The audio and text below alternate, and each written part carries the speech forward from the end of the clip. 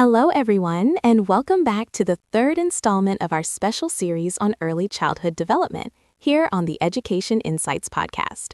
I am your host, Sochiata, and I am joined once again by the wonderful Mr. Saroon, a veteran educator and a true advocate for multilingualism in our schools. How are you feeling today, Mr. Saroon? Oh, I am feeling absolutely energized, Sochiata. Being back in the studio to discuss the efficacy of bilingual education is such a treat.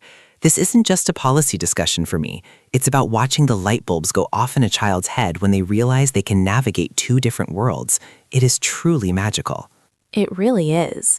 In our previous episodes, we touched on the basic benefits, but today I want to get into the heart of the matter, the actual efficacy. Does it really provide the cognitive edge we hear so much about? Some parents worry that learning two languages at once might actually confuse a 3-year-old or slow down their development. What do you say to those concerned voices? I hear that concern so often, and I want to start by validating it. It's natural to worry when you see a child mixing words from two languages, what we call code switching. But the research is incredibly clear. This isn't confusion, it's cognitive gymnastics. When a child's brain has to choose between two systems of grammar and vocabulary, it strengthens the executive function of the brain. They are developing better focus, better problem-solving skills, and a more robust memory from the get-go. Cognitive gymnastics. I love that image.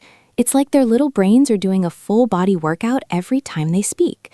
So, when we talk about efficacy, are we seeing these benefits show up in other subjects?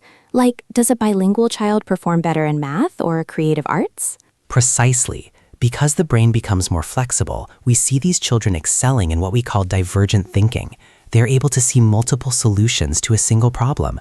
In math, for instance, they can grasp abstract concepts more readily because they are already used to the idea that one object, say an apple, can be represented by two different labels, apple and play apple. It's a level of symbolic thinking that monolingual children often develop a bit later. It's fascinating that something as simple as a name for a fruit can unlock that level of logic. But let's talk about the emotional efficacy. As a parent, I want my child to be happy and confident. Does bilingual education help with their social and emotional well-being, or does the extra work of learning a second language add stress? That is such an important point. I once had a student named Lakena. She was quite shy in English, but when we introduced Khmer into the curriculum, her entire posture changed. She felt seen. She felt that her home life and her school life were finally connected. Bilingual education fosters a profound sense of identity and self-worth. It tells the child that their culture is an asset, not a hurdle to overcome. That is so moving. To feel that bridge between home and school, it must create such a safe environment for learning. Does this efficacy depend on the age they start? Is there a point of no return if they don't start in early childhood? While it's never too late to learn a language, the efficacy in early childhood is unparalleled due to neuroplasticity. The brain is like a sponge before the age of 7. During this window, they aren't studying a language in the way you or I might with a textbook. They are acquiring it naturally through play and interaction. The neural pathways are literally being wired to accommodate both languages as native systems. If we wait until high school, we've missed that effortless window. So if a school says they offer a bilingual program, but it's only 1 hour a week, is that effective? Does the efficacy we're talking about require full immersion? This is where we have to be honest. 1 hour a week is a great start for exposure, but for true cognitive and linguistic efficacy, we need significant time. Ideally, a 50-50 split or a full immersion model is best. The child needs to live in the language, not just memorize its colors and numbers. They need to solve problems, resolve conflicts with friends in both languages. That's where the real growth happens. It sounds like it requires a lot of commitment from the educators and the parents. I can imagine some parents feeling overwhelmed by the thought of supporting a language they might not even speak fluently themselves. And that's the beauty of it.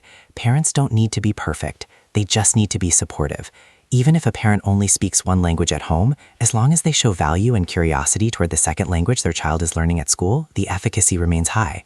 It's about the attitude of lifelong learning that we model for them. I love that. It's a shared journey. Now, looking at the long term, beyond childhood, what does the data say about the efficacy of this early start in their adult lives? Are we setting them up for better careers, or is it more about the cultural enrichment? It is both, Sochiata. Career-wise, the advantages are undeniable in our globalized world. But more importantly, the long-term cognitive health is a huge factor. Studies show that bilingualism can actually delay the onset of symptoms of dementia and Alzheimer's by several years. We are literally building a more resilient brain for their future senior years while they are still in preschool. It is a gift that truly keeps giving. That is incredible. I don't think many people realize it has such long-term health implications. It's like a pension plan for the brain. Pauses. As we start to wrap up this episode, what is one piece of advice you would give to a teacher who is trying to implement these bilingual strategies but feels discouraged by the slow progress? I would say, be patient with the silence. Children often go through a silent period where they are absorbing everything but not yet speaking. Do not mistake their silence for a lack of progress. They are building their internal map. Trust the process, keep the environment rich with emotion and joy, and eventually the words will flow. Your effort today is changing the architecture of their future. Be patient with the silence. What a beautiful note to end on. Mr. Saroon, thank you for your wisdom and your passion. You've truly shown us today that bilingual education is about so much more than just words. It's about the whole child. It has been my absolute pleasure, Sochiata. Thank you for getting this topic the platform it deserves. And thank you to all our listeners for tuning in to episode 3. We hope you feel as inspired as we do.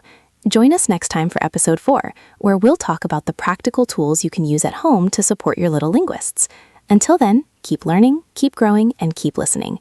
This is Education Insights. Goodbye.